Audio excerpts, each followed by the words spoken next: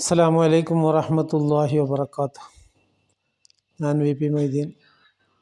സയ്യാറുമായി ബന്ധപ്പെട്ട വിഷയങ്ങൾ നമ്മുടെ കൈകളിലേക്ക് എനിമറേഷൻ ഫോം ഉടനെ എത്തിച്ചേരും. എത്തിയ എനിമറേഷൻ ഫോം എന്ത് ചെയ്യണമെന്നുള്ള കൺഫ്യൂഷൻ ഇല്ലാതിരിക്കാൻ വേണ്ടിയാണ് ഈ വീഡിയോ ഇടുന്നത്. എനിമറേഷൻ ഫോം നിങ്ങളുടെ കയ്യിൽ ലഭിച്ചാൽ നിങ്ങളത് ഉടനെ തന്നെ ഫിൽ ചെയ്ത് തിരിച്ചു കൊടുക്കുക എന്നുള്ള ധൃതി പിടിച്ചുള്ള പരിപാടി വേണ്ട എന്നാണ് ആദ്യമായി ഓർമ്മപ്പെടുത്താറുള്ളത്. ഒരു മാസത്തെ സമയമാണ് നമുക്കുള്ളത്.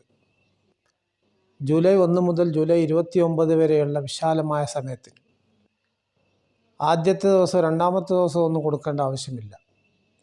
അവസാനത്തേക്ക് നീട്ടിവെച്ച് കുറേ ദീർഘിപ്പിക്കേണ്ട ആവശ്യവുമില്ല.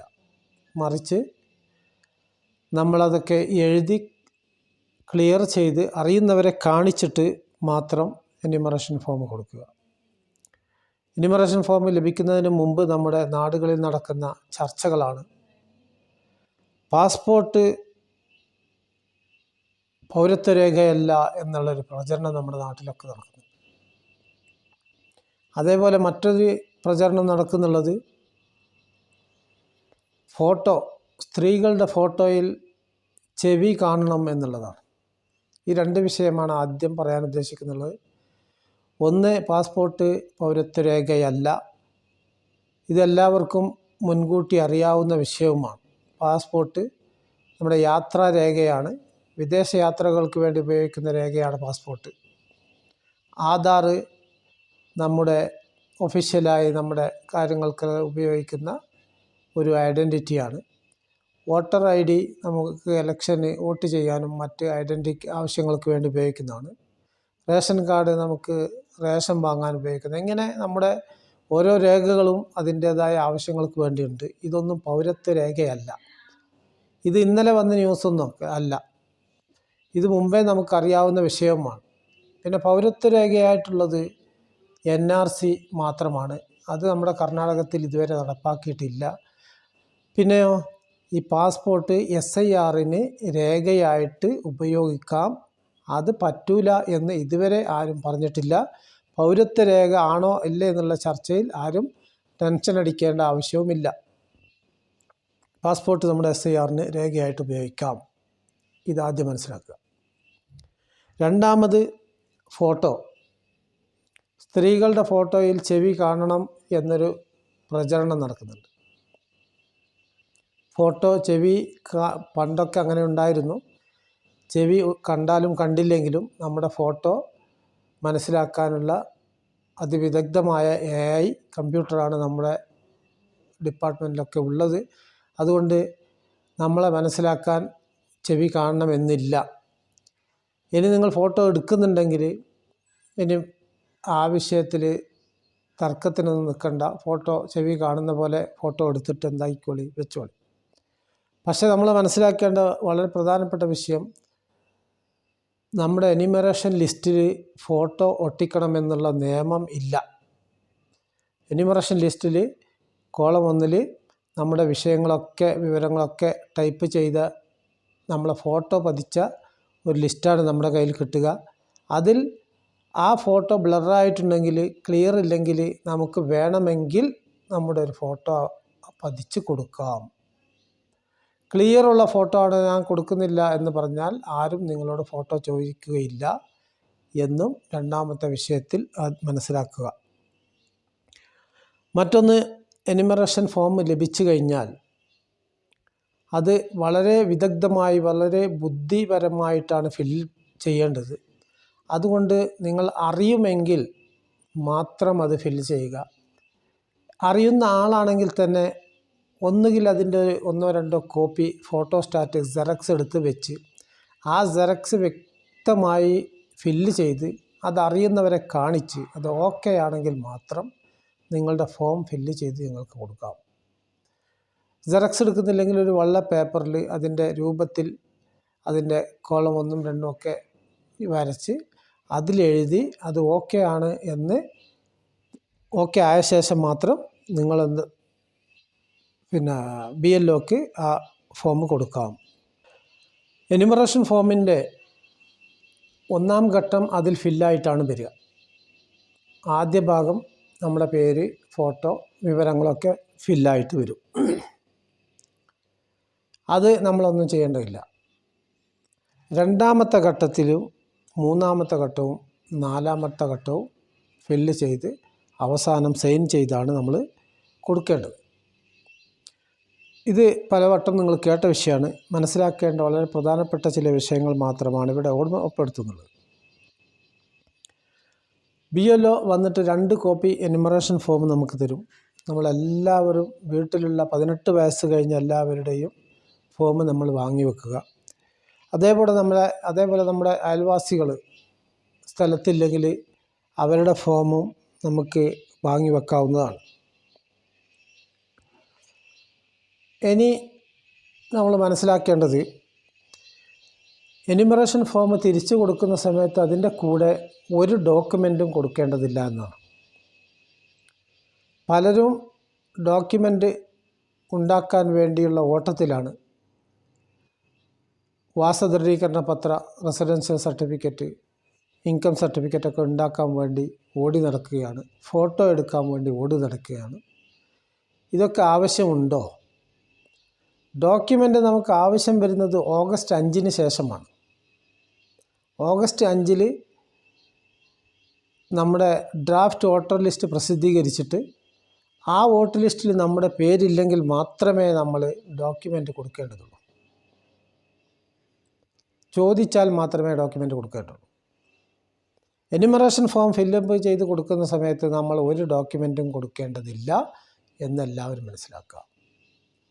ഒരു ഡോക്യുമെൻറ്റും ഇല്ലാതെ, ചോദ്യമില്ലാതെ പാസ്സായി പോകുന്ന 3 വിഭാഗം ജനങ്ങളുണ്ട്.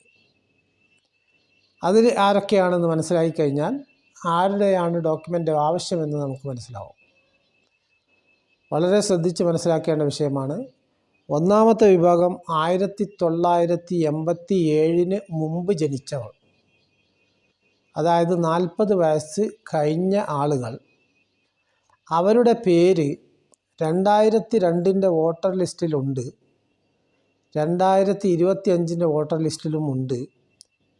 ആ പേരുകൾ തമ്മിൽ വലിയ വ്യത്യാസമൊന്നുമില്ല. വ്യത്യാസത്തെക്കുറിച്ച് അവസാനം പിന്നെ പറയാവുന്നത്. വലിയ വ്യത്യാസമൊന്നുമില്ല എങ്കിൽ അവർ എന്യൂമറേഷൻ ഫോം ഫില്ലപ്പായി കൊടുക്കുന്നതോടുകൂടി, ആ ഫില്ലപ്പായ ഫോം BLO അപ്ലോഡ് ആക്കുന്നതോടുകൂടി അവർ SIR പൂർത്തീകരിച്ചവരാണ്. അവർക്ക് പിന്നെ ഒരു ഡോക്യുമെൻസിൻ്റെയും ആവശ്യമില്ല. രണ്ടാമത്തെ വിഭാഗം 1987 2004 ഇടയിൽ ജനിച്ചവരാണ്. അതായത് 22 വയസ്സ് കഴിഞ്ഞവരും 40 വയസ്സിൻ്റെ ഉള്ളിലുള്ളവരുമായ ആളുകൾ.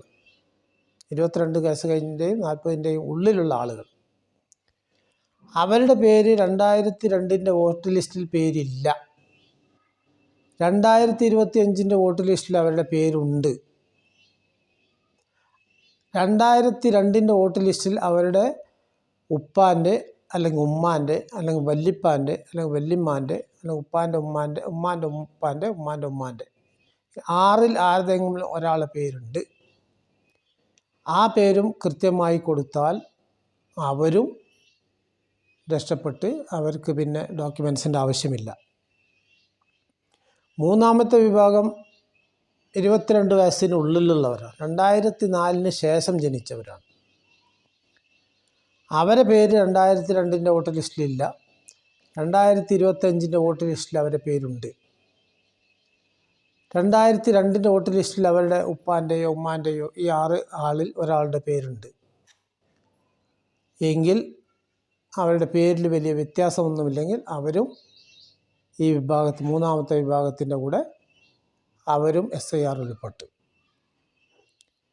അവർക്കും ഒരു ഡോക്യുമെൻസും ആവശ്യമില്ല. ഇനി ആർക്കാണ് ഡോക്യുമെൻറ്റ്സ് ആവശ്യം? 1987 മുമ്പ് ജനിക്കുകയും അവരുടെ പേര് 2002 വോട്ടർ ലിസ്റ്റിലില്ല, അവരുടെ പിതാവിൻ്റെ ഈ പറയപ്പെട്ട പേരൻസിൻ്റെ 6 ആരുടെയും വോട്ടർ ലിസ്റ്റിൽ പേരില്ല എങ്കിൽ അവരെ പേര് ഡ്രാഫ്റ്റ് ഔട്ട് ലിസ്റ്റിൽ നിന്ന് മിസ്സായിട്ടുണ്ടാവും. അതിനുശേഷം അവരുടെ സ്വന്തം ഒരു ഡോക്യുമെൻ്റ് സബ്മിറ്റ് ചെയ്യണം.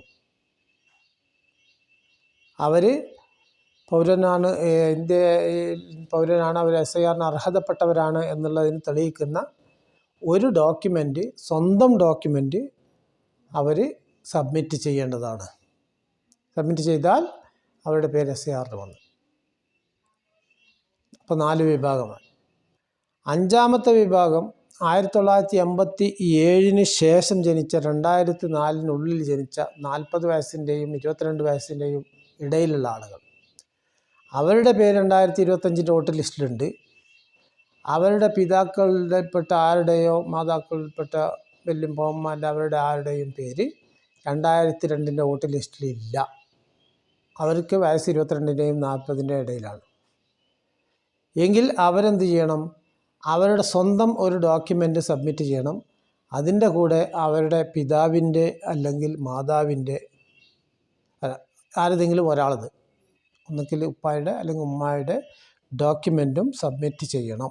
അപ്പോഴാണ് ഡോക്യുമെൻ്റ് ആവശ്യം വരിക. അത് ഓഗസ്റ്റ് 5 ശേഷമാണ്. 6ാമത്തെ വിഭാഗം 2004 ശേഷം ജനിച്ച 22 വയസ്സിനുള്ളിലുള്ളവർ. അവരുടെ പേര് 2025 വോട്ടർ ലിസ്റ്റിലുണ്ട്. 2002 അവരുടെ ഉപ്പാൻ്റെയും ഉമ്മാൻ്റെയും മാതാപിതാക്കളുടെ ആരുടെയും പേരില്ല. അവരുടെ സ്വന്തം ഡോക്യുമെൻറ്റും സബ്മിറ്റ് ചെയ്യണം. അവരുടെ ഉപ്പാൻ്റെ ഡോക്യുമെൻറ്റും സബ്മിറ്റ് ചെയ്യണം. അവരുടെ ഉമ്മാൻ്റെ ഡോക്യുമെൻറ്റും സബ്മിറ്റ് ചെയ്യണം.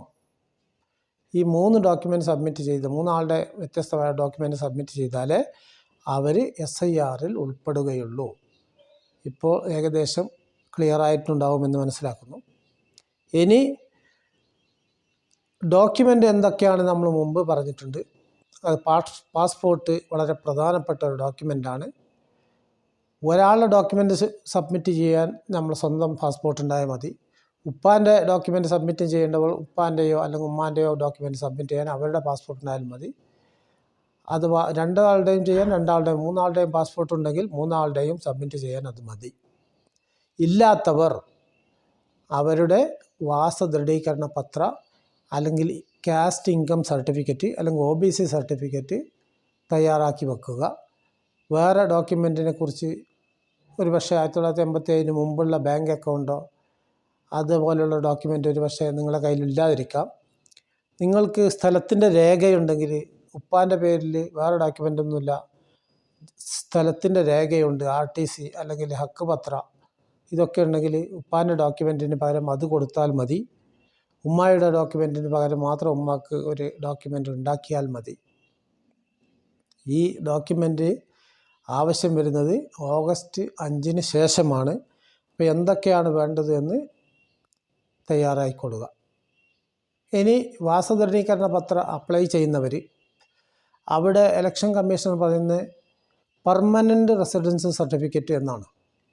സാധാരണ നമുക്ക് ലഭിക്കുന്ന റെസിഡൻസ് സർട്ടിഫിക്കറ്റ് ഇപ്പോൾ അത് പെർമനൻ്റ് ആയിട്ട് തന്നെ വരുന്നത്. ചില സംശയങ്ങൾ അതൊരു പക്ഷേ സ്വീകരിക്കാൻ സാധ്യതയില്ല. ഡൊമിസിൽ സർട്ടിഫിക്കറ്റ് വേണം എന്നാണ് ചിലർ അഭിപ്രായം പറയുന്നുള്ളത്.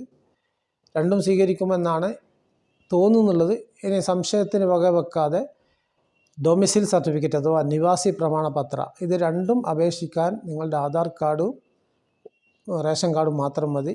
ചിലപ്പോൾ വെറും ആധാർ കാർഡ് ഉണ്ടായാലും മതി. 4-5 ദിവസത്തിനുള്ളിൽ മാക്സിമം നിങ്ങൾക്ക് ആ സർട്ടിഫിക്കറ്റ് ലഭിക്കുന്നതാണ്. അത്യാവശ്യമുള്ളവർ അത് തയ്യാറാക്കി വെക്കുക. പിന്നെ ലോജിക്കൽ ഡിസ്ക്രിമിനേഷൻ എന്ന് ചില അഭിപ്രായങ്ങൾ വെസ്റ്റ് ബംഗാളിൽ നടത്തിയ ഒഴിവാക്കൽ ആ വിഷയത്തിലാണ്. അതായത് പേരിൽ തെറ്റ് ഉണ്ട്. 2002-ൻ്റെയും 2025-ൻ്റെയും പേര് മാപ്പിംഗ് ആകുന്നില്ല. അതിന് കാരണം 2 പേരിൻ്റെയും വ്യത്യാസം ഒരേപോലെ, മുഹമ്മദ് എന്നുള്ളത് മറ്റൊരു മുഹമ്മദായിന് അല്ലെങ്കിൽ മുഹമ്മദായിന് എന്നുണ്ടെങ്കിൽ വലിയ വ്യത്യാസമുണ്ടെങ്കിൽ, അതായത് നീണ്ട പേരാണ്, മുഹമ്മദ് അബ്ദുറഹ്മാൻ കബീർ എന്നാണ് പേര്, അതിൽ 2 അക്ഷരം തെറ്റുണ്ടെങ്കിൽ അത് സ്വീകരിക്കും, പ്രശ്നമില്ല. ചെറിയ പേരിൽ കൂടുതൽ തെറ്റുകളുണ്ടെങ്കിൽ അത് റിജക്റ്റ് ആവാൻ സാധ്യതയുണ്ട്. അതായത് അക്ഷരങ്ങൾ ഒരക്ഷരം ശരി പിന്നെ അക്ഷരം തെറ്റ്, പിന്നെ ഒരക്ഷരം ശരി പിന്നെ ഒരക്ഷരം തെറ്റ് എന്നിങ്ങനെ ഉണ്ടെങ്കിൽ അത് കമ്പ്യൂട്ടർ അത് സ്വീകരിക്കാൻ പ്രയാസമാണ്. ഒന്നിച്ച് ഒരു 5-6 അക്ഷരം ഒരുമിച്ച് ശരിയുണ്ട്, അതിൻ്റെ ശേഷമുള്ള 1-2 അക്ഷരം തെറ്റുണ്ടെങ്കിൽ അത് റിജക്റ്റ് ആവില്ല എന്നാണ് മനസ്സിലാവുന്നത്.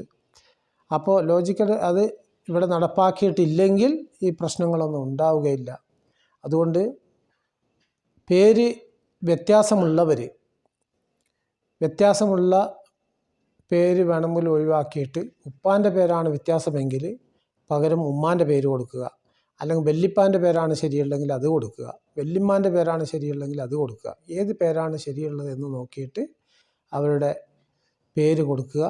നമ്മുടെ പേര് അതേപോലെ ഫില്ല് ചെയ്യുമ്പോൾ കന്നഡത്തിൽ എഴുതുമ്പോഴാണ് തെറ്റ് കുറവ് എങ്കിൽ, പേരിൽ വ്യത്യാസങ്ങൾ കുറവ് വരുന്നതെങ്കിൽ കന്നഡത്തിലാണ് ഫില്ലപ്പ് ചെയ്യുന്നത് ഏറ്റവും നല്ലത് എന്നാണ് കൂടുതൽ അഭിപ്രായം കേട്ട് വരുന്നുള്ളത്. ഇംഗ്ലീഷിൽ ആണ് ഫുൾ ക്ലിയർ ആയിട്ടുള്ളത്. ഒരു തെറ്റും ഇംഗ്ലീഷിലില്ലെങ്കിൽ നിങ്ങൾക്ക് ഇംഗ്ലീഷിലും ഫില്ലപ്പ് ചെയ്യാവുന്നതാണ്. ഇംഗ്ലീഷിൽ ചെയ്യുന്നത് ഇവർ ക്യാപിറ്റൽ ലെറ്ററിൽ തന്നെ ഫില്ലപ്പ് ചെയ്യണം. ഈ വിഷയങ്ങളാണ് പ്രധാനപ്പെട്ട വിഷയങ്ങളായി ഓർമ്മപ്പെടുത്താനുള്ളത്. എന്തായാലും ഇത് കിട്ടിയ ഉടനെ ഇതുമായി ബന്ധപ്പെട്ട് എല്ലാ സ്ഥലങ്ങളിലും കമ്മിറ്റിക്കാർ, സംഘടനാ പ്രവർത്തകർ, യുവാക്കൾ ഒക്കെ ഇത് എഴുതി കൊടുക്കാൻ വേണ്ടി തയ്യാറായിട്ടുണ്ട്. അതുകൊണ്ട് സ്വന്തം അബദ്ധത്തിൽ പോയി ചാടാതെ എല്ലാവരും അത് വേണ്ടതുപോലെ വിജയിപ്പിക്കാൻ വേണ്ടി തെറ്റില്ലാതെ ഫില്ലപ്പ് ചെയ്ത് നിങ്ങളുടെ പേര് ലിസ്റ്റിൽ വരുന്ന രൂപത്തിൽ തയ്യാറാവണമെന്ന് മാത്രം ഓർമ്മപ്പെടുത്തുന്നു. അസ്സലാമു അലൈക്കും വറഹ്മത്തുള്ളാഹി.